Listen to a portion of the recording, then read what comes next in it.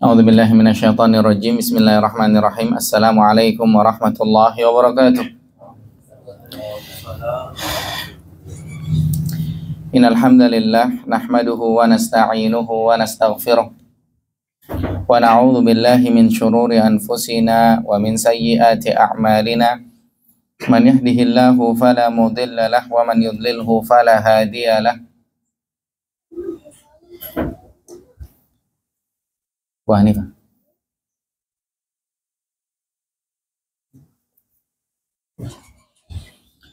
Wa asyhadu an la ilaha illallah wahdahu la syarika lah wa asyhadu anna Muhammadan abduhu wa rasuluhu la nabiyya ba'dah.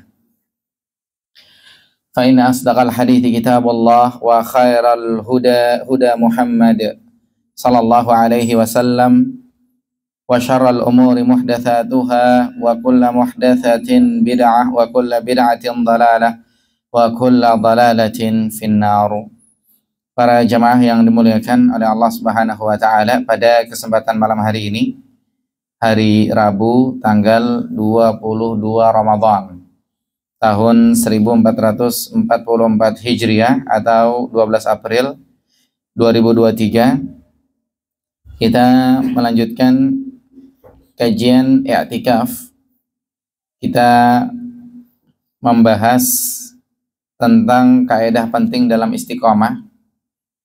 Kita merujuk kepada kitab buah karya dari Syekh Profesor Dr. Abdul Razak bin Abdul Muhsin Al-Badr hafizahullah. Melanjutkan pertemuan yang sebelumnya,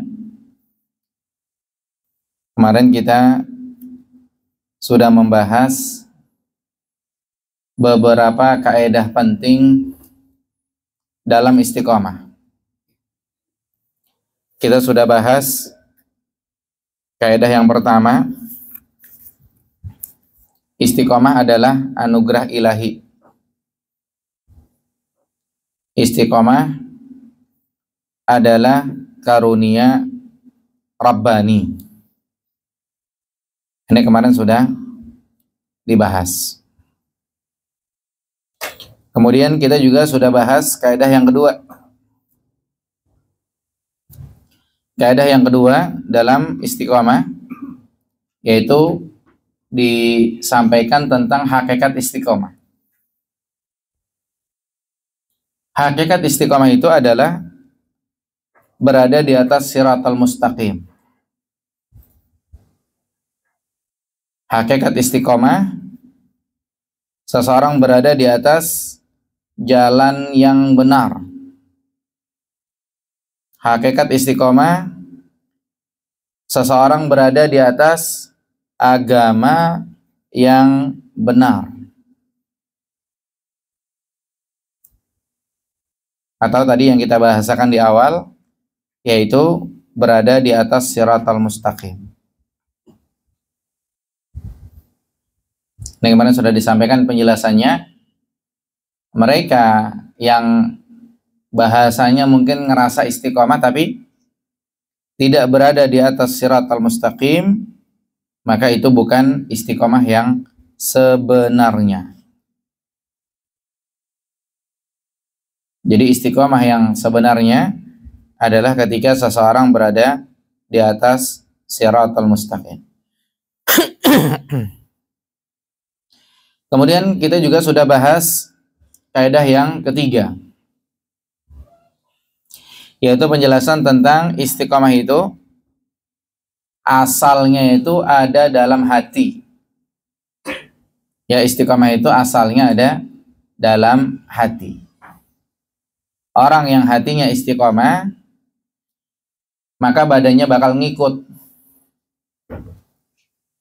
Dan orang yang hatinya tidak istiqomah, badannya juga bakal ngikut. Ya, kita kalau mau bahas korupsi misalnya, ya mungkin hati-hati orang yang korupsi emang niat gitu kan. Atau kita mau bahas orang-orang yang hafal Al-Quran misalnya, mungkin hati-hati mereka memang niat. Atau orang-orang yang belajar agama Allah Subhanahu wa Ta'ala, ya memang hatinya memang niat begitu. Karena memang istiqomah itu dalam hati. Sehingga kita lihat ada orang-orang yang mungkin bahasanya cuma acting doang gitu ya, berbicara tentang Islam kayaknya semangat gitu, tapi nyatanya wallahu a'lam tidak seperti yang dilihat harapannya begitu. Maka ini yang tanda tanya dalam hatinya itu aslinya bagaimana gitu. Sehingga kaidah penting dalam istiqomah yang bahasan ketiga intinya adalah istiqomah itu berasal dari hati. Dan kemarin kita berhenti di situ. Sekarang kita lanjut di bahasan yang keempat, kaidah penting dalam istiqomah yang keempat. Di halaman 24. Nah, di sini kita lihat bahasanya adalah seorang hamba dituntut beramal secara sempurna. Ini yang dibahasakan dalam naskah Arabnya, al-istiqamatul matlubah minal abdi hiyas sadad. Ya, istiqamah yang dituntut dari seorang hamba bahasanya itu sadad, sempurna, maksimal begitu. Atau mendekati sempurna. Dalam naskah Arab, fa in lam yaqdir fal muqarabah. Kalau tidak sampai bisa maksimal sekali, maka paling tidak mendekati sempurna. Dalam banyak hal seperti itu, tapi kita lihat dulu penjelasannya bagaimana. Ini disampaikan hadis Nabi Sallallahu Alaihi Wasallam oleh penulis hafizahullah, bahwasanya Nabi Sallallahu Alaihi Wasallam mengumpulkan dua kata-kata itu dalam satu hadis ini, yaitu istiqomah itu yang pertama maksimal, atau yang kedua paling tidak mendekati begitu. Kayak misalkannya ya, kalau sholat jahar yang sunnah bacaannya agak panjang, ya sebetulnya harusnya yang maksimal yang panjang begitu kan. Cuman kalau misalkannya nggak bisa, ya satu halaman aja cukup gitu, mendekati begitu. Atau misalkannya kita ngebahas masalah belajar agama atau hadir kajian. Mungkin ada kajian Senin, Selasa, Rabu, Kamis, Jumat, Sabtu, Ahad. Harusnya tiap hari orang belajar gitu. Cuman karena satu dan lain hal, ya udah akhirnya cuma bisa seminggu sekali aja. Misalnya hari Seninnya aja, atau Selasanya aja, atau Rabu atau Kamis, atau Jumat atau Sabtu atau Ahadnya aja. Nah, di sini Nabi SAW menyebutkan dalam hadis Bukhari, hadis riwayat Bukhari dari hadis Abu Hurairah radhiyallahu anhu. Dikatakan inna dina yusrun, agama itu mudah. Walan yushaddad dina, dan tidak ada seorang pun yang dia mempersulit dirinya dalam beragama. Walan yushaddad dina ahadun, tidak ada seorang pun yang dia mempersulit dirinya dalam beragama, illa ghalabahu, kecuali ujung-ujungnya dia bakal kalah. Maksudnya apa? Maksudnya mungkin kalau kita belajar dari fakta dalam riwayat, mungkin sebagian pernah dengar dan kita pernah sampaikan, salah seorang sahabat dia bilang dia bisa puasa tiap hari sama Nabi Sallallahu Alaihi Wasallam. Jangan tiap hari. Paling enggak puasa itu sebulan ya sekali, atau dalam hadis itu sekali disebutkan, atau 3 kali lah ayamul bid. Katanya bisa lebih kuat lagi dari itu. Nabi bilang ya udah puasa Senin Kamis. Katanya bisa lebih kuat lagi dari itu. Terakhir solusinya puasa Daud, sehari puasa, sehari tidak. Akhirnya sahabat ini mengamalkan itu. Cuman informasinya ketika sahabat ini udah tua, udah nggak sanggup lagi gitu. Cuman udah terlanjur, udah kepala nggak enak kemarin, semangatnya menggebu-gebu sehingga tetap diamalkan. Ini hanya sebagai gambaran contoh saja. Terlalu menggebu-gebu berhenti sendiri gitu. Atau mungkin kayak kemarin yang saya cerita, ada orang yang ya kemarin saya bilangnya raja dangdut, kemudian anggap aja tobat gitu kan, langsung di masjid dia pakai jubah, pakai sorban, nggak keluar, nggak tahu nyari nafkah apa enggak juga, wallahu alam. Yang jelas umurnya cuma sebulan doang gitu kan. Istilahnya di sini kalau kita terlalu ekstrim dalam beragama,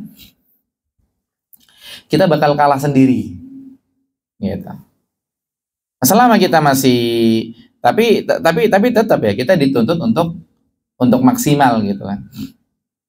Kayak contoh misalkannya beberapa waktu yang lalu ketika pandemi, ada di masjid itu ada yang shopnya berjarak, ada yang shopnya rapat gitu kan. Yang benar itu kan shopnya rapat gitu kan, tidak berjarak. Nah, cuman karena satu dan lain hal, sehingga kalau shopnya rapat ditangkap-tangkepin gitu kan, ya udah pengennya sih rapat, cuman karena ada aturan jadinya berjarak, ya udah deh nggak apa-apa gitu kan. Jadi istilahnya nggak boleh shop berjarak, cuman karena satu dan lain hal, kan kita pernah bilang sesuatu yang darurat, sesuatu yang haram apabila darurat itu boleh gitu kan.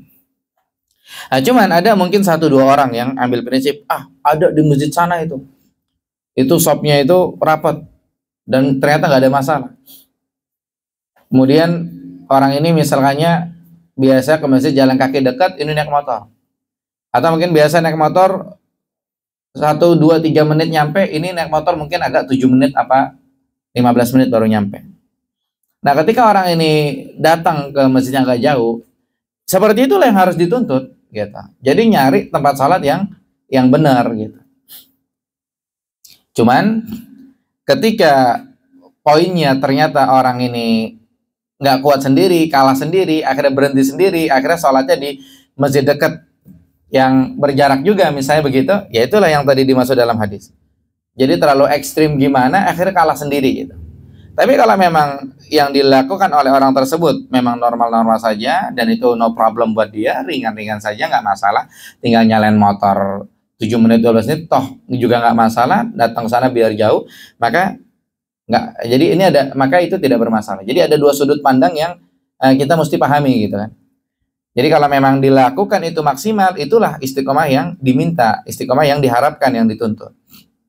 Tapi kalau ternyata dia cuma angin-anginan doang, dia bulan pertama masih bertahan, bulan kedua bertahan, bulan ketiga bertahan, udah capek sendiri, akhirnya di masjid dekat rumah juga enggak gitu kan. Nah, ini terlalu keras dalam beragama, terlalu menggebu-gebu, akhirnya dia kalah sendiri. Itu maksudnya. Sehingga hal-hal seperti ini diposisikan pada posisinya gitu kan. Atau kayak yang tadi lah kita kasih contoh sahabat yang masalah puasa itu. Walan yushaddad dina ahadun illa ghalabahu. Tidaklah seseorang itu dia terlalu keras dalam beragama, akhirnya ujung-ujungnya dia kalah sendiri. Maka yang benar itu adalah apa? Fasaddidu. Yang benar adalah kata-kata pertamanya fasaddidu. Istiqomahnya yang maksimal itu benar. Kayak tadi yang kita kasih contoh, ada orang yang dia nyalain motornya ke masjid yang katanya shopnya rapat 7 menit, 12 menit, 15 menit, berangkat dia agak jauhan dikit, keluar perumahannya dia misalnya, itu benar, dia lakukan sesuatu yang maksimal. Tapi kalau tidak, waqaribu, maka yang mendekati maksimal, yang mendekati sempurna. Kemudian wa abshiru, dan berikan kabar gembira. Dalam arti kata gimana? Kayak kita menyikapi yang tadi. Itu si fulan, itu sholatnya jauh. Katanya di sini sholatnya jaga jarak. Katanya nggak sah kalau jaga jarak. Itu si fulan terlalu ekstrim dia tuh. Nggak boleh begitu menyikapinya. Tapi menyikapinya apa? Oh, si fulan dia mengambil yang maksimalnya. Dan dia nggak masalah. Maka ini, si fulan ini tetap berada di atas sunnah.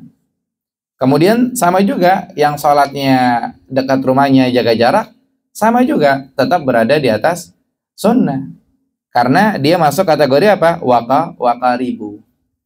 Dan kedua poin ini antara yang sadidu dengan wakaribu, jangan lupa yang ketiganya abshiru. Jadi jangan suka menjas orang gitu. Yang berangkat jauh sana sampai naik motor 12 menit, 15 menit domong. Jadi kayaknya ini kan orang berusaha istiqomah maksimal. Jadi statusnya buat dia tuh salah gitu kan. Kemudian nanti yang sholatnya berjarak juga statusnya buat dia salah gitu. Jadi nggak boleh begitu. Akan tapi abshiru. Namanya orang kan usaha. Ya ketika si fulan ke sana juga usaha, nggak masalah. Kita nggak usah terlalu ngejudge dia gimana gitu kan. Seakan-akan yang benar kita enggak. Dan si fulan pun terhadap yang sholatnya berjamaah juga biasa aja. Tapi si fulan ini pengen pokoknya maksimal gitu ya. Ambil prinsip masing-masing begitu.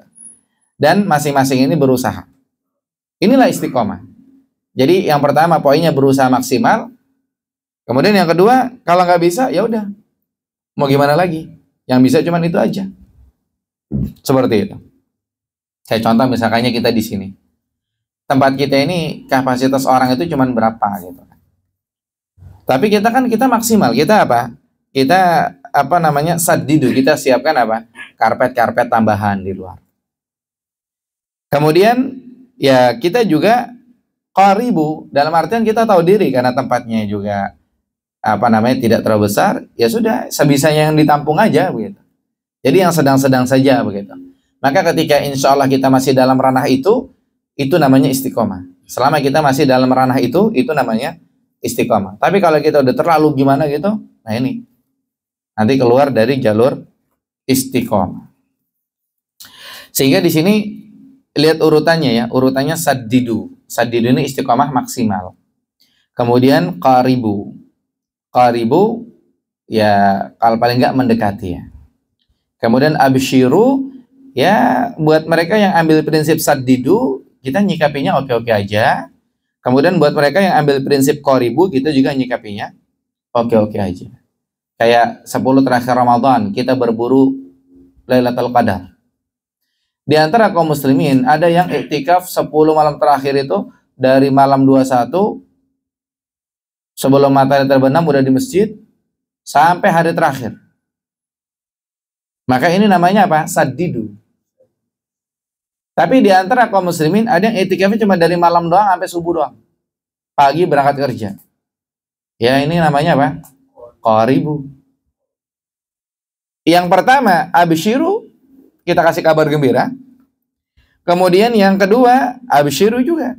Jadi yang ngambil sadidu, jangan lupa abshiru, kasih kabar gembira.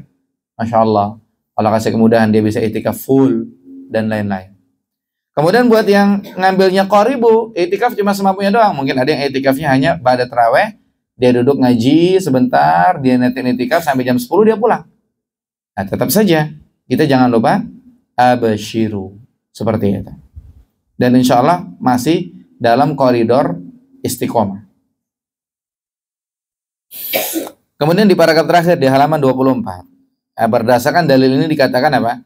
Dalam hal istiqomah yang dituntut adalah, di sini terjemahnya tepat sasaran. Maksudnya apa? Sadidu dalam hadis. Maksudnya sesuai dengan sunnah. Di sini intinya adalah istiqomah itu sesuai dengan sunnah. Jadi fal matlubu fi babil istiqomah as-sadad. Yang dituntut dalam hal istiqomah adalah sadat. Kata-katanya sadat. Tapi sadat di sini artinya adalah antusibas sunnah, yaitu sesuai dengan sunnah. Nah, selama sesuai dengan sunnah, namanya istiqomah. Kita kasih contoh yang tadi, kita ulangi contoh-contoh yang tadi kita bahas. Orang yang sholatnya rapat, ini sesuai dengan sunnah, namanya istiqomah. Orang yang sholatnya berjarak, sesuai dengan sunnah tidak? Sesuai dengan sunnah, dalam tanda kutip, dalam arti kata apa? Oh, katanya di daerah-daerah tertentu kalau nggak berjarak dibubarkan, masjidnya ditutup, apa? Ya, daripada dibubarkan, daripada masjid ditutup, tetap jaga jarak, sholat tetap jalan sesuai dengan sunnah. Dan sholat berjamaah ini adalah apa? Adalah syiar, kan seperti itu. Jadi intinya selama sesuai dengan sunnah, namanya istiqomah. Sama juga orang yang i'tikaf, kan i'tikaf ini khilafiyah di kalangan para ulama. Orang yang i'tikaf full 10 hari sesuai sunnah. Kemudian orang yang i'tikaf sehari semalam sesuai sunnah. Orang yang i'tikaf sebentar sesuai sunnah. Nah, selama sesuai sunnah, namanya istiqomah. Orang yang cadaran sesuai sunnah. Orang yang jilbaban tutup aurat sesuai sunnah. Yang jilbaban namanya istiqomah, yang cadaran juga istiqomah. Orang yang sholat malam 11 rakaat istiqomah. Orang yang sholat malam 23 rakaat istiqomah, karena sholat malam khilafiyah. Intinya apa? Man qama Ramadan, menghidupkan malam Ramadan dengan sholat. Seperti itu. Jadi istiqomah selama dia di atas sunnah, namanya istiqomah. Kemudian lanjut di halaman 25. Jadi di halaman 25 di sini disebutkan perkataan Nabi Sallallahu Alaihi Wasallam kepada Ali radhiyallahu anhu.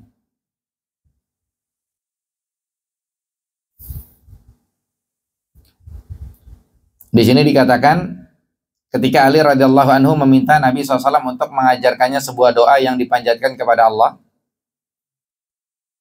Nabi SAW mengajarkan supaya bacanya apa? Allahumma hdini wasaddidni. Lihat sadat kata-katanya. Yang pertama Allahumma hdini, ya Allah kasih aku hidayah. Kemudian wasaddidni. Artinya apa? Bikin aku berada di atas sunnah. Bikin aku berada di atas amalan yang benar. Bikin aku di atas sadat. Gitu.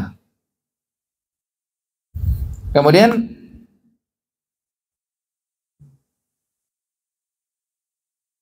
lanjutannya dikatakan wadhkur bil huda hidayatakat thoriq. Ingatlah dengan hidayah. Ingatlah ketika berdoa itu apa? Minta hidayah takat thoriq. Engkau dapat hidayah yang benar begitu. Wasadadi sadadas saham. Wasadadi sadadas saham. Jadi hidayah di sini al-huda hidayah takat thoriq. Hidayah itu adalah engkau itu dapat hidayah dalam berjalan. Kemudian sadad, amalan yang benar ini disebutnya ibaratnya seperti anak panah yang tepat sasaran. Jadi kalau hidayah ibaratnya jalan yang benar, kemudian kalau sadad itu anak panah yang tepat sasaran. Intinya orang dibilang istiqomah kalau berada di atas sunnah.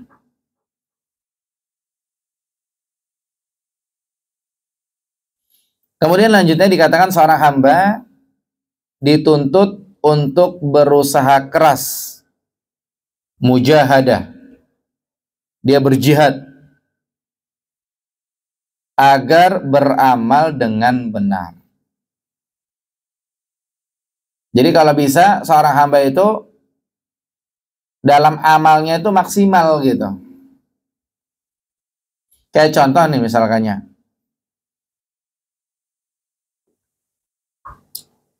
Misalkannya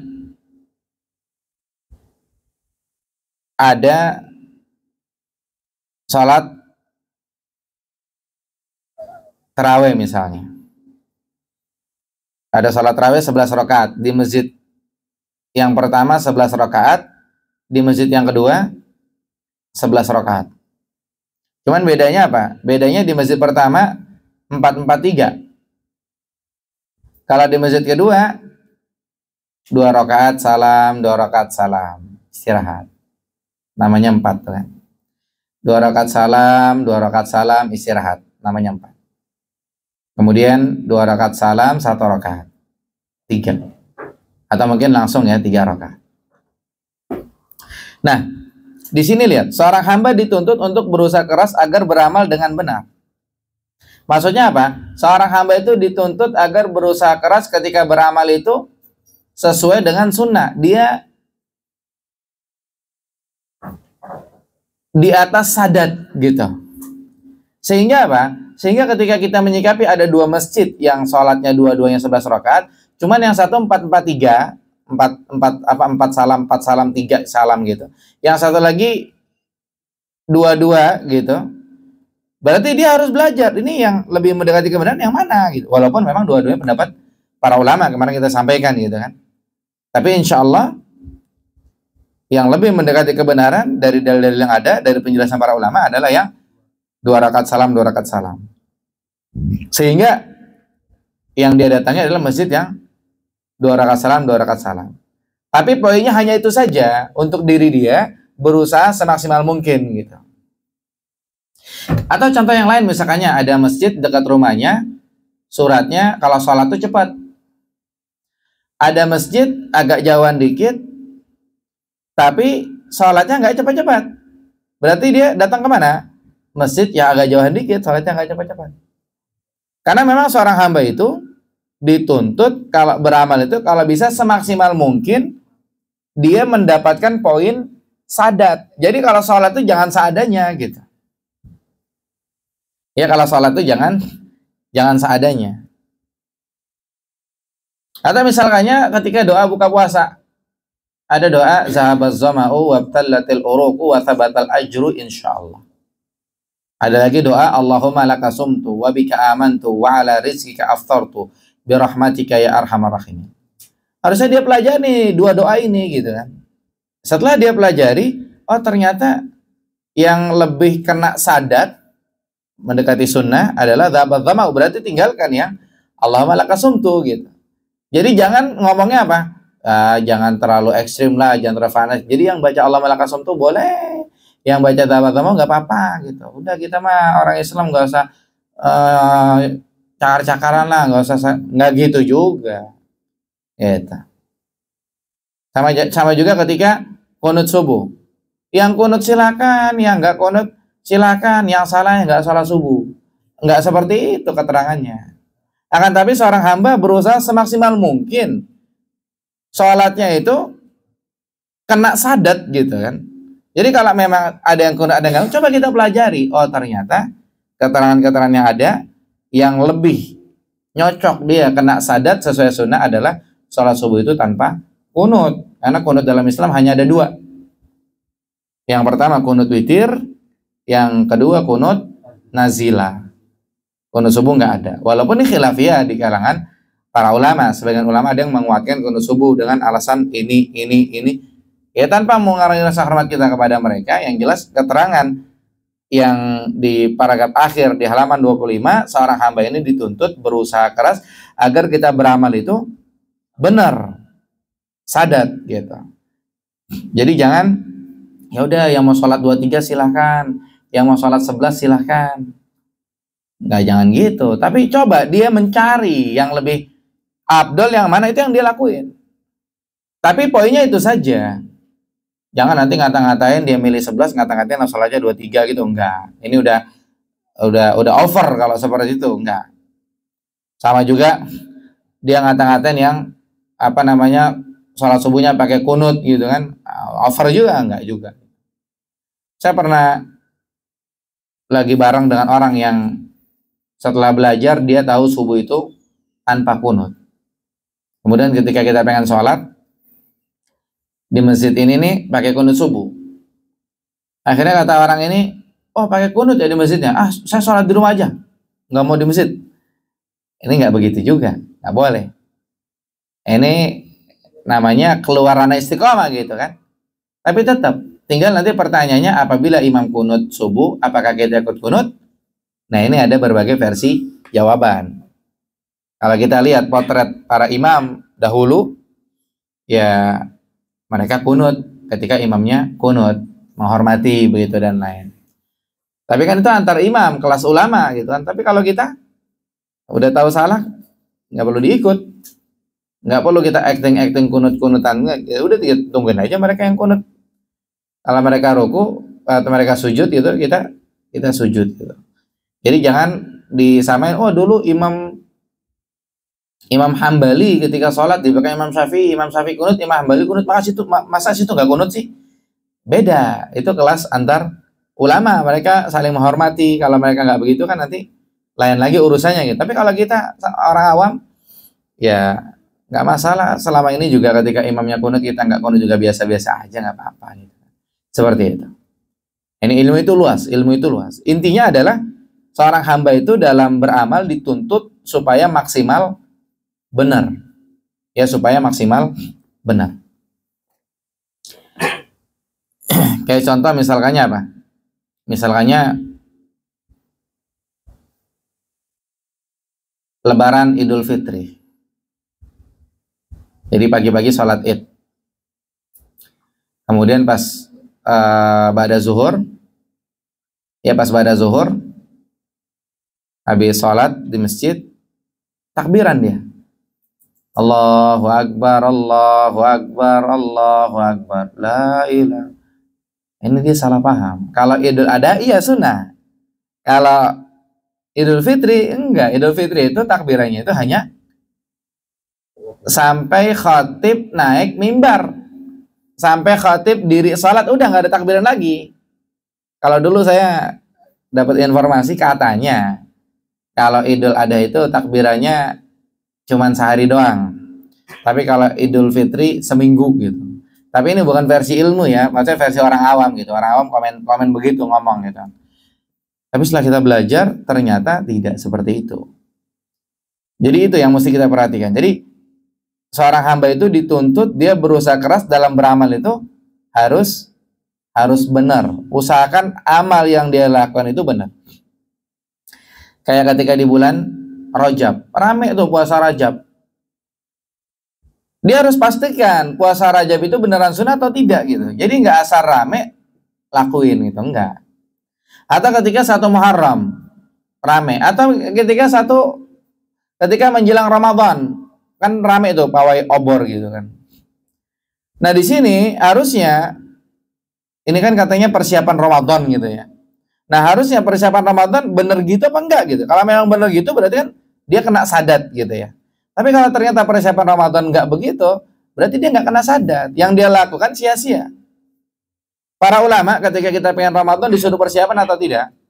Jawabannya disuruh persiapan. Tapi bentuk persiapannya apa? Disuruh belajar fikih Ramadan. Jadi bukan pawai obor persiapannya gitu. Gitu. Nah, cuman seperti itulah. Ya kadang-kadang kaum muslim ini inisiatif. Atau bahasa sebagian orang asal seru-seruan doang gitu. Jadi wah biar semangat, biar ini, enggak seperti itu. Gitu. Jadi di sini kalau memang yang dilakukan udah benar, ya lanjut. Tapi kalau nggak benar, berarti kan hitungannya sayang gitu. Ya karena seorang hamba dituntut untuk berusaha keras agar beramal dengan benar. Nanti akan datang nih, ada zakat fitrah. Zakat fitrah itu pakai beras bahasa kita. Karena berdasarkan dalil disebutnya itu makanan pokok. Apa hukumnya zakat fitrah pakai duit? Sebagian ulama ada yang bilang boleh. Cuman sekarang kita ini di sini dibilangnya kalau kita beramal dituntut supaya maksimal kita dapetin sadat gitu. Kita harus baca kata para ulama. Jadi jangan maksain bahasanya nanti akhirnya apa? yang zakat pakai duit silakan, yang pakai beras silakan, yang salah yang nggak zakat. Nggak begitu. Tapi kita dituntut dalam kita beramal, usahakan kena sadat. Benar, dimaksimalkan itu. Jadi jangan bahasa sebagian orang asal menggugurkan kewajiban aja, jangan. Seperti itu. Sama juga ibadah umroh, ibadah haji. Jadi nggak asal aja lah gitu, enggak. Tapi betul-betul usahakan maksimal. Ini kalau kita mau terus diulang, jawabannya nggak habis-habis gitu kan, karena memang maknanya luas sekali ternyata gitu. Tapi kita lanjut. Yang berikutnya, pastikan sesuai dengan petunjuk hidayah Nabi Sallallahu Alaihi Wasallam. Pastikan sesuai dengan manhaj atau metode Nabi Sallallahu Alaihi Wasallam. Pastikan sesuai dengan cara Nabi Sallallahu Alaihi Wasallam. Itu kita dalam beramal harus poin-poin itu kita perhatikan. Jadi kalau kita beramal tuh yang benar gitu. Jangan misalnya ya, Yasinan bid'ah.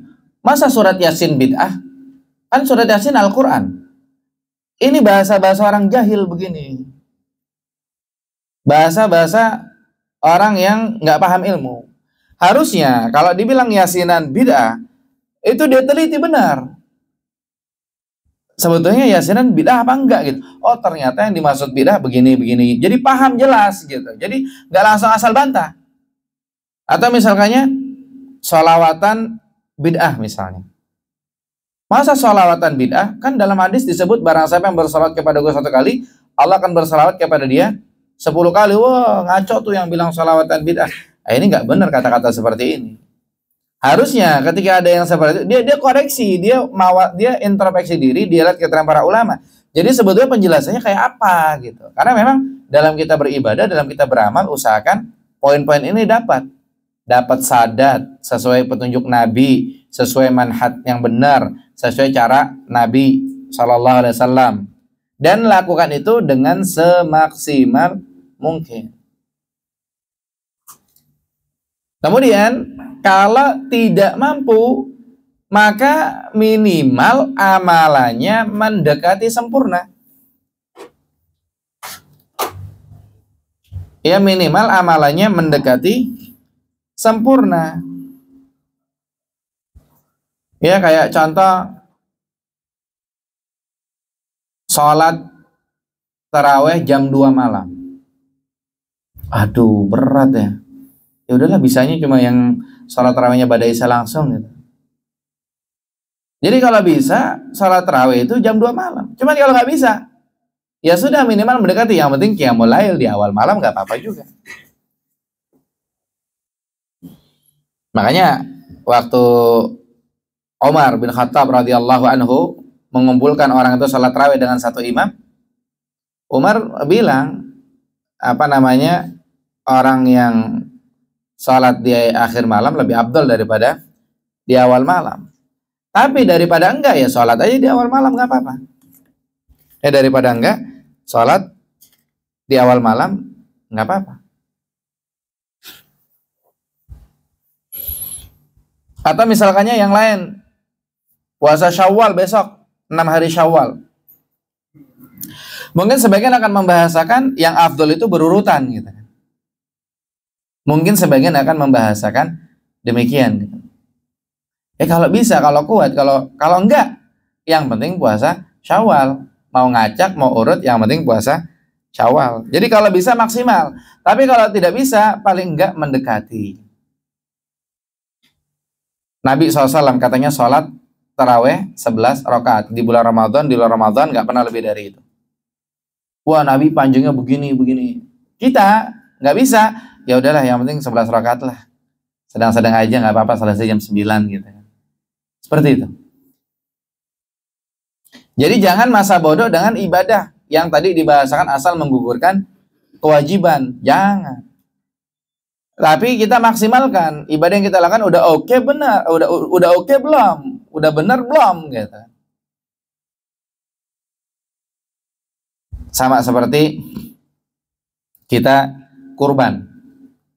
Kurban itu kan biasanya apa? Biasa kambing jantan. Tapi beberapa tahun yang lalu ketika saya dapat amanah ada di Riau. Jadi kambing jantan tuh harganya 3 juta atau 3.500.000. Kalau dibeliin kambing betina dapat 2 itu. Boleh nggak beli kambing betina? Boleh. Jadi kalau bisa istiqomah itu kan maksimal gitu kan, mendekati sadat. Ya beli kambing jantan cuma 3.500.000 dapat 1.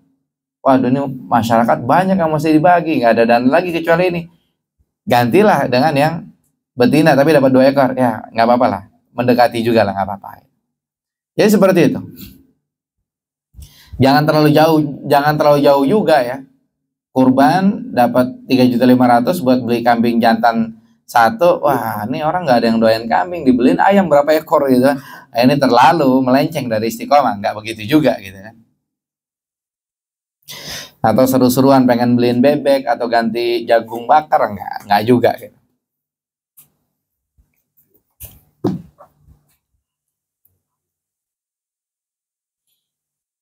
Nah, di sini Allah Subhanahu wa taala berfirman, dibawakan dalil.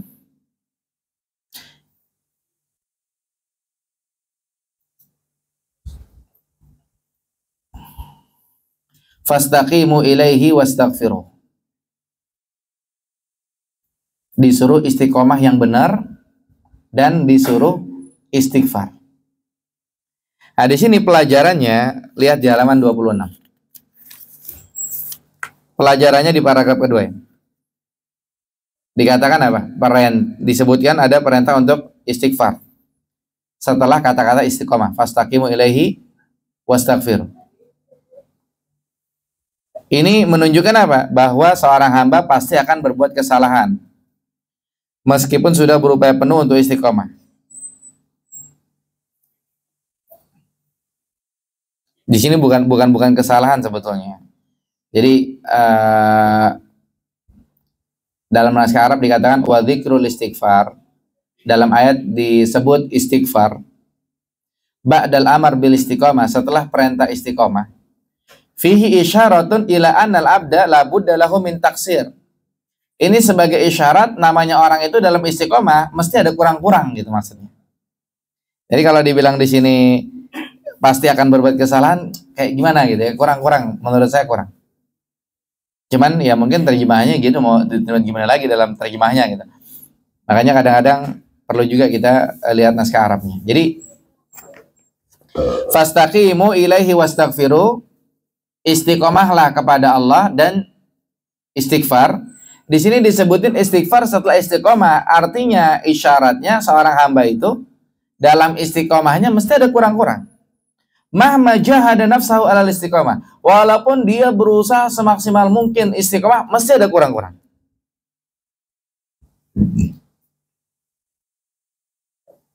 Walihada qala al-Hafidz Ibnu Rajab rahimahullah. Makanya lanjutannya dikatakan apa? Al-Hafidz Ibnu Rajab rahimahullah mengatakan, wa fi qaulihi azza wa jal, dalam firman Allah, fastaqimu ilaihi wastaghfiruh, istiqomah yang benar kepada Allah dan istighfar. Isyaratun ila annahu la budda min taksirin fil istiqomatil ma'muri biha. Ini sebagai isyarat mesti ada kurang-kurang dalam istiqomah yang diperintah.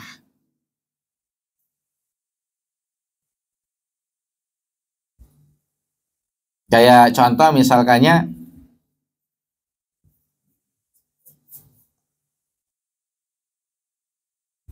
ya istiqomah yang diperintah,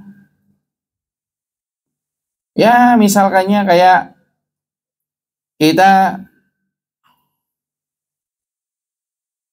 sholat 5 waktu,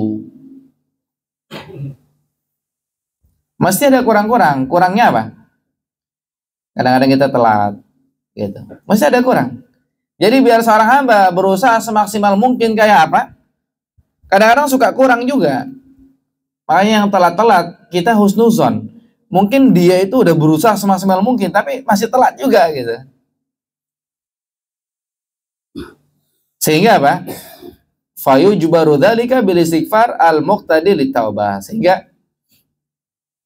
di sini dituntut dia itu istighfar yang dia mengarah kepada taubat waruju ilal istiqomah, sehingga kembali istiqomah.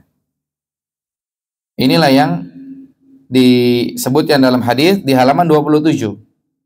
Ittaqillaha haitsu ma kunta. Bertakwalah kepada Allah di mana saja kalian berada. Berarti disuruh istiqomah maksimal. Itu maksudnya.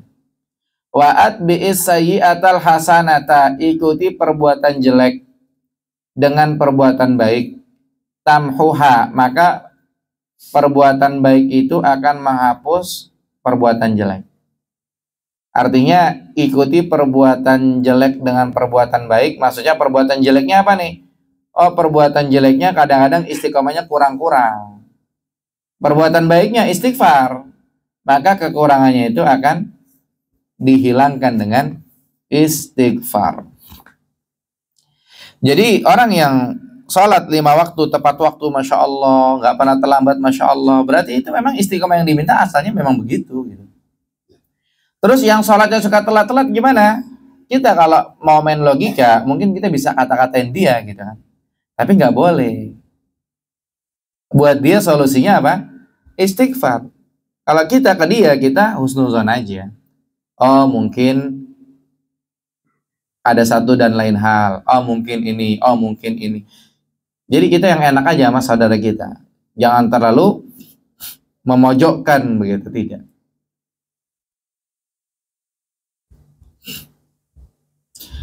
Kemudian lanjutnya dikatakan Nabi SAW telah mengabarkan bahwa manusia tidak akan mampu melakukan istiqomah secara sempurna.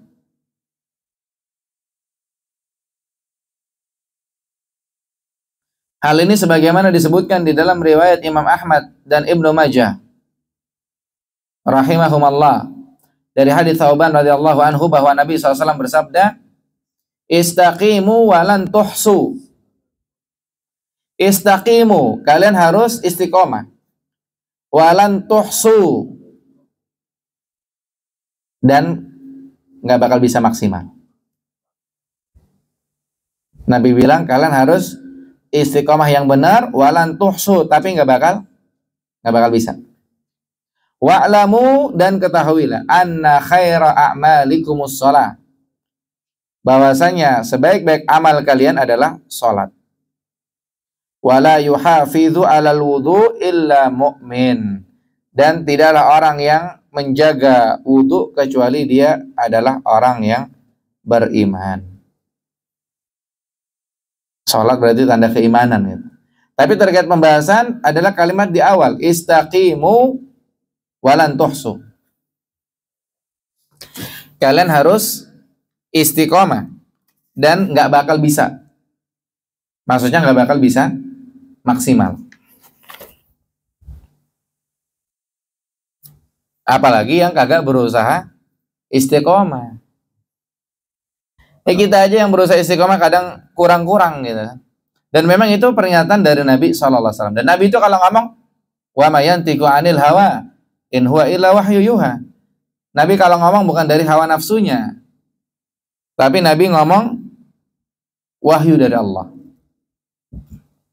Kayak kita iktikaf, kan disuruh menyibukkan diri dengan ibadah. Cuma kadang-kadang kita hilap, kadang-kadang kita ngantuk, kadang-kadang kita tidur juga, kadang-kadang tidur juga ngorok gitu ya. Itulah kita, nggak bisa maksimal begitu. Tapi ketika ada yang ngorok, bukan dikata-katain, tapi kita di situ tahu bahwa kita berusaha istiqomah maksimal. Tapi Nabi bilang walan tuhsu, nggak bakal bisa. Atau kita berusaha mungkin baca Al-Quran, walan tuhsu, istiqomah nggak bakal bisa. Ada kalanya iman itu naik, iman itu turun. Begitu. Tapi tetap perintahnya kita disuruh istiqomah yang sempurna. Kalau toh nggak dapat, paling nggak mendekati. Ya ketika iktikaf, kalau bisa tuh ngaji terus, dari ibadah terus ya, dari mulai start sampai selesai. Tapi kalau nggak bisa, tadi udah dapat 1 halaman udah alhamdulillah. Tinggal tidur di pojokan, ngopi, makan, apa nggak apa-apa gitu. Tadi udah dapat 1 halaman, alhamdulillah. Karena memang kita berusaha dan nggak bakal bisa gitu, kata Nabi Shallallahu Alaihi Wasallam. Kemudian disebutkan di halaman 28, paragraf kedua, dalam riwayat Imam Ahmad rahimahullah. Disebutkan saddidu. Ya, kalau beribadah itu yang benar gitu. Saddidu. Wa qaribu. Berusaha semaksimal mungkin bisa mendekati kebenaran. Wala yuhafidhu 'alal wudu' illa mu'min, dan tidaklah menjaga wudhu kecuali orang yang beriman. Di sini patokan pembahasan 2 kalimat pertama, saddidu wa qaribu. Istiqomah itu yang maksimal. Tapi kalau enggak, ya mendekatilah. Ya, kalau tadi kita bilang kajian tuh tiap hari.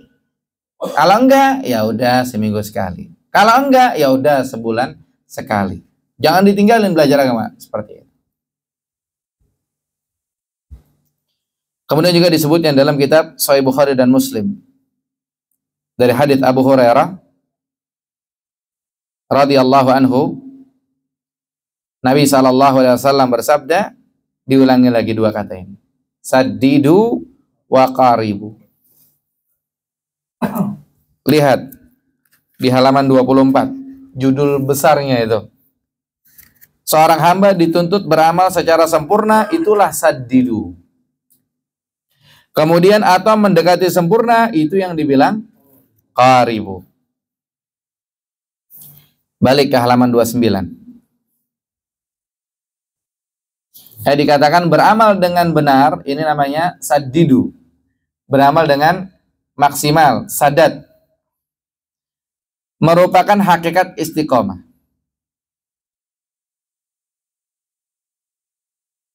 Jadi ketika kita beribadah nggak asal-asalan, itu adalah hakikat istiqomah. Kemudian dijelaskan, maksudnya adalah segala perkataan, segala perbuatan, dan segala niat yang dilakukan dengan benar. Berarti istiqomah itu perkataannya benar, amalnya benar, niatnya benar. Perkataannya benar, misalnya, ya kalau sholat baca Fatihah, baca surat-surat gitu. Kan ada kemarin kita bilang di beberapa tempat, siratal ladzina an'amta 'alaihim ghairil maghdubi 'alaihim waladdallin rabbighfirli. Ini perkataan tidak benar, tidak sunnah demikian itu. Jadi kalau siratal ladzina an'amta 'alaihim ghairil maghdubi 'alaihim waladdallin, amin, itu bukan rabbighfirli. Maka perkataan harus benar, kemudian perbuatan harus benar. Perbuatan benar, contoh ya, misalkannya ketika hari Jumat, sholat subuh, sunnahnya baca as-sajdah dan al-insan. Ketika itu dilakukan benar, istiqomah berarti ketika ada yang mengamalkan demikian. Dan niat dilakukan dengan benar. Ada orang ibadah niatnya riya, nggak istiqomah itu.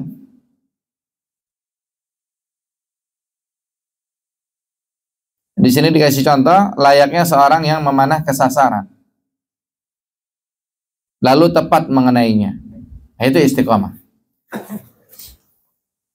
Jadi istiqomah itu kalau orang memanah, ya kalau orang memanah kan pengennya dia kena gitu.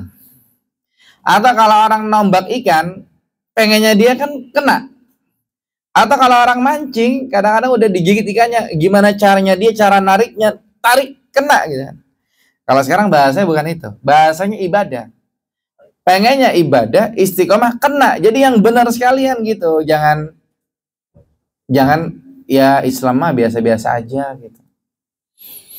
Yang ini nggak apa-apa, yang itu nggak apa-apa, yang penting kita rukun, jangan ini. Nggak begitu, itu nggak istiqomah. Jadi ini kayak orang yang apa namanya, kayak inilah istilahnya orang main bola, dia nendang tuh gimana caranya biar gol gitu kan. Sama dia ibadah gimana caranya biar benar. Jadi kalau memang ibadah yang dilakukan dibilang-bilang bid'ah, mestinya dipelajari beneran bid'ah enggak gitu. Kalau beneran bid'ah, jangan diamalin lagi. Karena bid'ah itu adalah sesuatu yang tidak disyariatkan. Kalau disyaratkan namanya sunnah. Itu namanya itu istiqomah. Nabi SAW memerintahkan Ali radhiyallahu anhu untuk memohon kepada Allah agar ia mampu beramal dengan benar, dengan sadat ini ya, dan mendapat petunjuk, mendapat hidayah.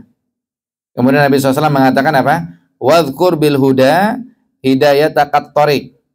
Ingat soal hidayah, ini coba mikir jalan yang benar gitu.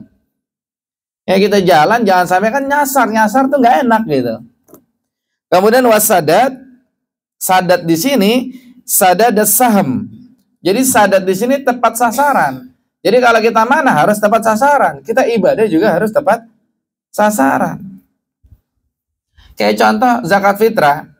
Ada orang zakat pakai beras, ada orang zakat pakai duit. Jangan komentar dua-duanya boleh. Jangan bilang yang mau zakat fitrah pakai beras boleh, pakai duit boleh, terserah. Jangan. Tapi coba dia lihat yang lebih tepat sasaran yang mana ini. Makanya kesian kepada mereka-mereka yang udah nggak apa-apa. Zakat, yang penting zakat fitrah lah, nggak usah rame gitu. Kesian orang-orang yang seperti ini.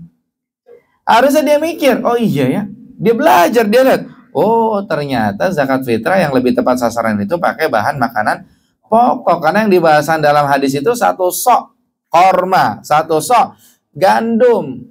Nggak ada dibahasakan dinar atau dirham. Padahal ada duit di kala itu gitu. Itu kalau mau mikir. Tapi sekali lagi, jangan dengan modal ini ngata-ngatain yang zakat fitrah pakai duit, nggak boleh. Lain itu, lain urusan, beda. Di sini kita lagi motivasi jadi orang itu yang maksimal kalau ibadah. Itu. Ya kayak ada di masjid tulisan zakat fitrah yang kelas 1 35, kelas 1 sama kelas 3 lebih senior mana? Lebih bagus mana? Hah? Kelas 1? Ya udah. Yang kelas 3 35.000 zakat fitrah, yang kelas 2 45.000, yang kelas 1 60.000 gitu. Mungkin kita ngeliat tulisan itu ketawa gitu kan. Tapi kita dengan adab, dengan hikmah, dengan mau'idhah hasanah, coba ngobrol sama pengurusnya. Bukan kita ngerasa kita sombong gitu ya, kita tahu mana yang berapa, enggak. Makanya ilmu kemarin dibilang orang kalau baru udah tahu ilmu dikit tuh udah sombong aja gitu. Itu kita hati-hati. Tapi kalau dia taunya agak banyak kan dia tawadhu ya. Dia cuma ngasih tahu doang. Tapi kalau dia taunya lebih dalam lagi, dia ngerasa dia belum ada apa-apanya gitu. Kata para ulama, ilmu itu luas. Seandainya orang itu nggak pakai kerja, nggak pakai cari nafkah, nggak pakai nyari duit, nyari ilmu doang, dia nggak bakal dapat ilmu seluruhnya. Apalagi kalau belajarnya cuma seminggu sekali, sebulan sekali. Nah, cuman motivasinya alladzi la yudraku kullu la yutraku jullu. Ini motivasinya. Yang nggak bisa didapat semua, jangan tinggalin semuanya. Ya kita bisa belajar seminggu sekali nggak apa-apa. Sebulan sekali boleh. Nah, jadi seperti itu. Ya berusaha untuk mendekati sempurna dalam beramal, maksudnya jika tidak berhasil tepat mengenai sasaran, setidaknya mampu mendekati sasaran.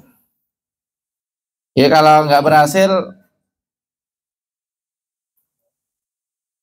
tepat sasaran, mampu mendekati sasaran. Nggak berhasil tepat sasaran, sholat tarawihnya kayak Nabi Muhammad gitu kan? Ya paling nggak mendekati lah, 11 rakaat. 2 rakaat salam, 2 rakaat salam, nggak terlalu buru-buru, dan seterusnya, dan seterusnya. Kemudian lihat paragraf terakhir, halaman 29. Akan tetapi dengan syarat, yaitu dirinya sudah berusaha melakukannya dengan sempurna dan tepat sasaran. Sehingga tindakannya yang kurang sempurna itu bukanlah sebuah kesengajaan. Berarti apa? Berarti di sini berusahanya maksimal. Jadi kalau ada kurang-kurang, jadi bukan berarti disengajain kurang, itu bukan. Ya, bukan berarti disengajain kurang. Kayak contoh, sengajain sholatnya 11 rakaat, bacanya izaja kulhu, ini biar cepat gitu. Atau sengajain bukan izaja kulhu deh. Bacanya apa? Bacanya Al-Qari'ah, Allahu Akbar. Jadi cuma satu ayat. Itu namanya nggak benar. Gitu. Jadi di sini dibilangnya apa tadi? Dirinya sudah berusaha melakukannya dengan sempurna dan tepat sasaran. Sehingga tindakan yang kurang sempurna itu bukanlah sebuah kesengajaan. Tapi kalau satu ayat satu rakaat sengaja banget, itu nggak istiqomah juga, begitu kan? Dalilnya adalah sabda Nabi Sallallahu Alaihi Wasallam yang tertera dalam hadis Al-Hakam bin Hazan Al-Kulfi. Dikatakan ya ayuhan nas. Di sini ayuhan nas. Mungkin udah diperiksa nih. Ayuhan nas, wahai sekalian manusia. Innakum lan ta'malu. Kalian itu tidak akan sanggup, maksudnya lan tutiku. Di sini tidak akan melakukan atau tidak akan sanggup melakukan. Maksudnya kalian tidak akan mampu, tidak akan sanggup gitu.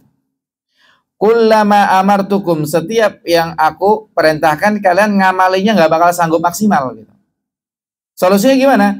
Walakin saddidu wa abshiru. Solusinya adalah saddidu. Saddidu di sini maksudnya sikap pertengahan. Kalau bisa maksimal, kalau enggak seadanya. Makanya kalau contoh nih, sholat tarawih imamnya panjang gitu kan. Ya kalau bisa diri aja sampai beres gitu kan. Tapi kalau nggak bisa, ya udah langsung duduk aja gitu, nggak sanggup. Tapi kalau di sini walakin sadidu artinya pertengahan lah, yang sedang-sedang saja begitu. Wa abshiru, dan bergembiralah. Lihat di sini maknanya, berniatlah untuk melakukan amalan dengan benar, tepat, dan istiqomah, sebab jika mereka telah berusaha melakukan semua amalan dengan benar, maka mereka telah menunaikan semua perintah Nabi Sallallahu Alaihi Wasallam.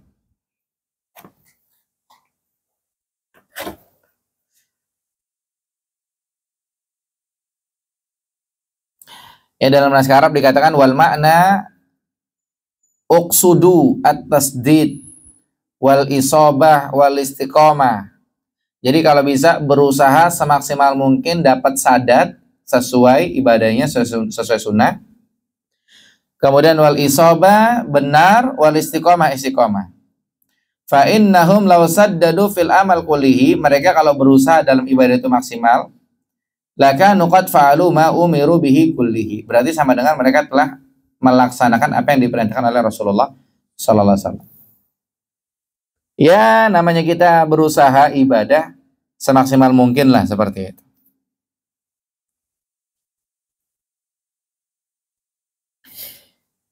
Ini yang tadi ya, di bahasan yang keempat.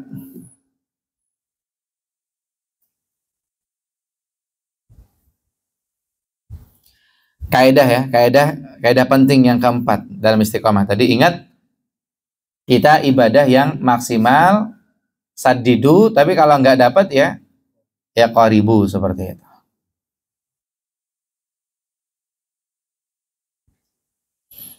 Kemudian yang berikutnya,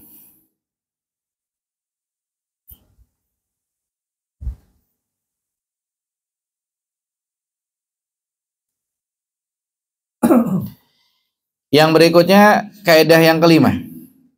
Kaidah penting dalam istiqomah, yaitu istiqomah berkaitan dengan perkataan, perbuatan, dan niat. Al-istiqomatu tata'allaqu bil aqwal wal af'al wan niyat. Jadi istiqomah itu berkaitan dengan ucapan, perbuatan, dan niat. Maksudnya nggak cukup Islam KTP doang begitu. Tapi namanya istiqomah itu ada keterkaitan antara ucapan, perbuatan, dan niat. Makanya dikatakan di paragraf pertama bilangnya apa ini? Istiqomah yang harus dilakukan oleh seorang hamba adalah keistiqomahannya dalam perkataan, perbuatan, serta niat. Artinya apa? Artinya setiap perkataan, perbuatan, serta hati seorang hamba harus terus-menerus istiqomah. Jadi istiqomah itu kan berada di atas Shiratal Mustaqim. Nah, perkataan dia, perbuatan dia, hatinya dia, niatnya dia mesti terus-menerus berada di atas Shiratal Mustaqim. Itulah istiqomah. Kemudian dibawakan perkataan Ibnul Qayyim rahimahullah dalam kitabnya Madarijus Salikin. Wal istiqamatu tata'allaqu bil aqwali wal af'ali wal ahwali wan niyat. Istiqamah itu berkaitan dengan perkataan, perbuatan, keadaan, dan niat. Jadi istiqamah nggak cuma perkataan doang, tapi perbuatannya ngikut, keadaannya ngikut, niatnya juga ngikut. Kadang-kadang ngomongnya benar, misalnya contoh gini. Lu jangan ngerokok lu. Kata anaknya, bapak aja ngerokok, wah gue udah terlanjur. Itu nggak istiqomah gitu. Itu nggak istiqomah. Jadi anak yang benar, bapak nggak benar. Udah yang nggak benar biarin bapak aja. Kamu harus benar gitu. Ini nggak istiqomah, nggak istiqomah. Jadi istiqomah itu ada terkaitan perkataan, perbuatan, keadaan, dan niat. Gitu. Kadang-kadang ada di tengah-tengah masyarakat hal-hal seperti itu gitu. Kemudian dalam Musnad Imam Ahmad dari hadits Anas radhiyallahu anhu, Nabi SAW mengatakan di halaman 32, La yastaqimu imanu abdin, tidaklah istiqomah imannya seorang hamba, hatta yastaqima qalbuhu, sampai hatinya itu istiqomah. Wala yastaqima qalbuhu hatta yastaqima lisanahu, dan hatinya nggak bakal istiqomah sampai lisannya istiqomah. Berarti istiqomah ini ada keterkaitan antara perkataan, perbuatan, dan niat. Kemudian dibawakan perkataan Ibnu Rajab rahimahullah. Wa a'dhamu ma yura'i istiqamathu ba'dal qalbi, anggota tubuh yang paling harus dijaga keistiqomahannya setelah hati, aminal jawarihi, dari anggota badan ini adalah al-lisan, lisan. Fa innahu turjumanul qalbi wal mu'abbiru anhu, karena lisan itu adalah penerjemah hati dan pengungkap isi hati. Di sini pengen bilang istiqomah itu hati istiqomah, lisan juga istiqomah begitu. Ada orang-orang yang ngomongnya nggak benar gitu kan. Kayaknya dia ngomong misalkannya apa? Misalkannya itu jilbabnya lebar banget apa nggak gerah ya gitu. Ini omongannya dia adalah gambaran isi hatinya gitu. Jadi istiqomah itu hatinya istiqomah, lisannya istiqomah, keadaannya istiqomah, anggota badannya juga istiqomah. Kemudian dikatakan dari sini kita dapat menyimpulkan betapa bahayanya hati dan lisan bagi seorang hamba. Ia dapat mendukung keistiqomahannya atau justru menjadikan semakin jauh dari kata istiqomah. Jadi hati sama lisan ini sebagai gambaran. Ada kemungkinan positif, ada kemungkinan negatif, itu jadi patokan.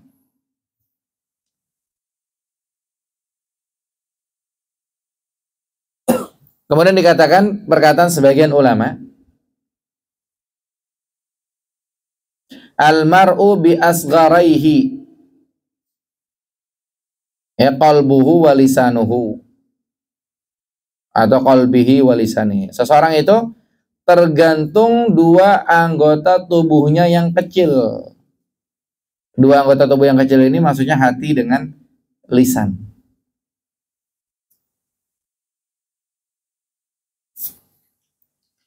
Kemudian lanjut di halaman 33. Hati dan lisan merupakan dua daging yang sangat kecil. Meski demikian, semua anggota tubuh seorang hamba mengikuti keduanya. Jika hati dan lisannya istiqomah, maka anggota fisik lainnya ikut istiqomah. Kemudian disebutkan dalil yang pertama tentang hati, yaitu hadis Nu'man bin Bashir radhiyallahu anhu yang pernah disebutkan sebelumnya, ala wa inna fil jasadi mudghatan idza salahat salahal jasadu kulluhu wa idza fasadat fasadal jasadu kulluhu ala wahyal qalbu. Ketahuilah bahwa dalam jasad itu ada segumpal daging, jika ia baik maka semua anggota tubuh akan menjadi baik, dan bila ia rusak maka semua anggota tubuh lainnya ikut rusak. Ketahuilah bahwa segumpal daging tersebut adalah hati. Ini sudah disampaikan kemarin penjelasannya. Kemudian dalil kedua tentang lisan yaitu hadis yang diriwayatkan oleh At-Tirmidzi, hadis Abu Sa'id Al-Khudri. Nabi SAW bersabda di halaman 34, "Idza asbaha ibnu Adam," ketika anak Adam itu masuk di pagi hari, "fa innal a'dha kullaha tukaffirul lisan." Semua anggota tubuh itu tukaffirul lisan, mengingkari lisan. Fataqulu, anggota tubuh itu bilang apa? Ittaqillah fina, hai lisan, jangan ngomong ngawur ya gitu. Fa inna ma nahnu bika, kami ini tergantung kamu nih. Fa in istaqamta istaqamna, kalau kamu mulutnya benar, insya Allah kita benar semuanya. Wa ini wajadta wajadna, tapi kalau mau lisannya ngawur, kita badan pada ngawur semua nanti gitu. Ini omongan antara anggota badan, ini perkara gaib, kita nggak tahu gitu kan. Mereka ngomong begitu. Kemudian dikatakan lanjutnya, apabila hati baik, maka segenap anggota tubuh pun jadi baik. Dan jika lisan baik, maka seluruh anggota tubuh jadi baik. Karena lisan merupakan penerjemah hati dan pengendali pada anggota tubuh yang kelihatan. Nah, sebagai penutup kita di halaman 35, ketika hati menyerahkan urusannya kepada lisan, niscaya akan dilaksanakan. Sebab lisan mengikuti hati, sedangkan anggota tubuh lainnya mengikuti keduanya. Untuk itulah setiap muslim harus memperhatikan kondisi hatinya agar senantiasa dalam keadaan baik, dan selalu memohon kepada Allah Tabaraka wa Ta'ala agar memperbaiki keadaan hatinya dan agar menghilangkan segala jenis masalah, menghilangkan segala jenis keburukan dan penyakit hati. Kemudian hendaknya ia memperbaiki lisannya dengan hanya mengucapkan kata-kata yang baik, dan memperbaiki badannya dengan mengerjakan amal saleh. Intinya adalah di halaman 31 dalam judul. Istiqamah berkaitan dengan perkataan, perbuatan, dan niat. Jadi nggak cuma hati doang, hatinya istiqomah gitu, tapi dia tidak menjalankan ketaatan-ketaatan, sama aja. Tapi itu ada keterkaitan dari tiga-tiganya, perkataan, perbuatan, dan niat. Baik, lanjutannya kaidah yang ke-6 insya Allah dilanjut besok. Ya, sampai di sini wallahu alam, yang benar datang dari Allah Subhanahu wa taala, yang salah dari saya pribadi. Barakallahu fikum. Wassallallahu ala nabiyina Muhammad wa akhiru da'wana alhamdulillah rabbil alamin. Sebelum ditutup ada yang ditanyakan, silakan. Nah, tafadhal. Di halaman 28 paragraf kedua. Ini yang dimaksud tidak ada orang yang selalu menjaga wudu, melainkan ya cara maksudnya gimana? Wala yuhafidhu 'alal wudu illa mu'min. Tidak ada yang jaga wudu kecuali dia orang beriman. Artinya orang beriman itu pasti sholat, tadi kita disebutin. Ya, yang nggak beriman nggak sholat, dia nggak jaga wudu, maksudnya di sini tadi ya, orang beriman itu sholat begitu. Paham nggak tuh? Atau masih bingung? Tapi tadi kita bukan ngurusin wala yuhafidhu 'alal wudu illal mu'min, enggak. Urusan kita sama kalimat yang pertama, saddidu wa qaribu. Wala yuhafidh 'alal wudu illa mu'min, ini tambahan saja. Maksudnya apa namanya? Kabar gembira ya. Tidak ada yang selalu menjaga wudhu kecuali orang yang beriman. Orang beriman itu sholat, orang beriman itu menjaga wudhunya. Dan menjaga wudhu termasuk sebab masuk surga. Pernah dengar hadisnya Bilal? Ya, suara sendalnya kedengaran di surga. Nabi nanya, amalannya apa? Jawabannya, setiap batal wudhu, wudhu lagi. Sama setiap habis azan, sholat 2 rakaat. Masih bingung apa? Udah beres, Pak? Jaga wudhu? Paham? Alhamdulillah. Ada pertanyaan lain? Nah, tafadhol.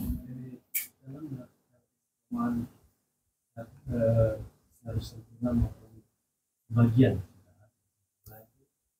apa jadi terkena hal prioritas, misalnya satu kegiatan jadi kalau saya sempurnakan kerjaan sunnah, maka akan menolak. Kalau saya lakukan yang sebagian saja yang bisa diterima oleh masyarakat. Nah, apakah itu harus seperti itu? Contohnya apa? Di situ yang saya melihatnya, sulit saya mengambil contoh sepertinya. Tidak hanya konteksnya dalam agama saya, apa fikih saja, saya kan pendapat masyarakat. Mungkin ini terkait kaidah apa? Kaidah kemarin, apa namanya? Darul mafsadah muqaddamun ala jalbil masalih. Ya, kita apa namanya, menjaga kerusakan yang lebih besar itu lebih didahulukan ketimbang maslahat yang sedikit, yang nggak seberapa begitu. Pak tadi disebutkan barusan apa bahasa antum bilangnya? Bagaimana? Apa tadi?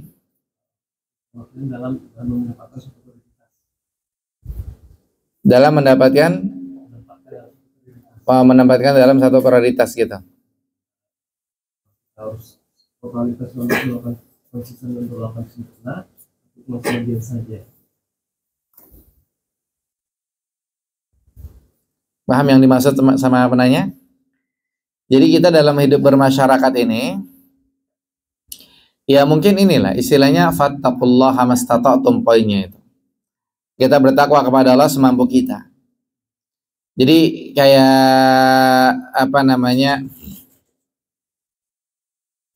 Contohnya apa nih? Misalnya. Ya kayak contohnya misalnya gini lah. Sholat pakai masker boleh apa nggak boleh? Nggak boleh. Kan gitu. Cuman daripada dilarang sholat, ya udahlah pakai masker aja jadi. Mungkin gitu kali ya. Jadi salah satu contoh, betul nggak? Jadi kayak saya pernah waktu ya udah beres pandemi lah. Cuman nggak tahu di masjid ini masih pada pakai masker tuh ketika sholat. Jadi ketika saya masuk masjid, ketika saya lagi dalam perjalanan, pengen ketemu sama orang, saya singgah di satu masjid. Kemudian apa namanya, sama imamnya nunjuk saya, suruh pakai masker. Di kala itu saya masih ngeles, karena sebelah saya sopnya kosong. Saya manggil yang belakang, suruh maju gitu. Kata imamnya enggak, itu pakai masker gitu kan. Ah, saya udah ngeles tetap aja kena. Udah pakai masker, sholat gitu. Mungkin itu contoh seperti itu ya. Mungkin dalam kasus yang berbeda gitu. Tapi pemahamannya udah dapat kali ya. Ah, seperti itu. Ya wallahu a'lam. Ada yang lain? Nah, tafadhal.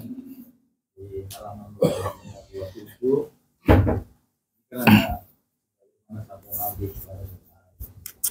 ini saya di sini barangkali di naskah aslinya ada periwayatannya, ini ada periwayatannya. Kalau ada Allah di mana maupun berada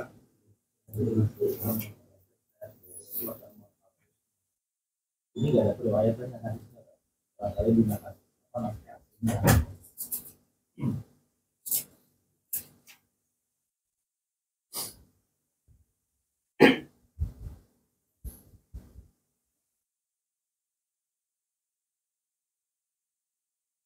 Ini di naskah saya juga tidak ada.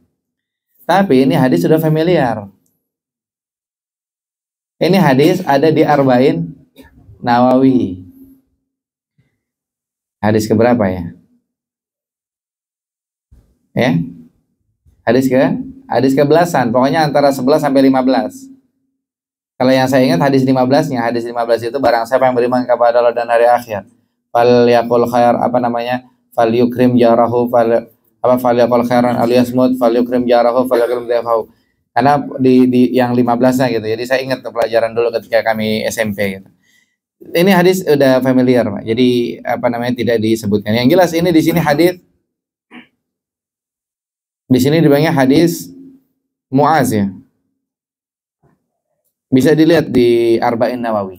Kita ada Arba'in Nawawi nggak di sini? Kayaknya ada.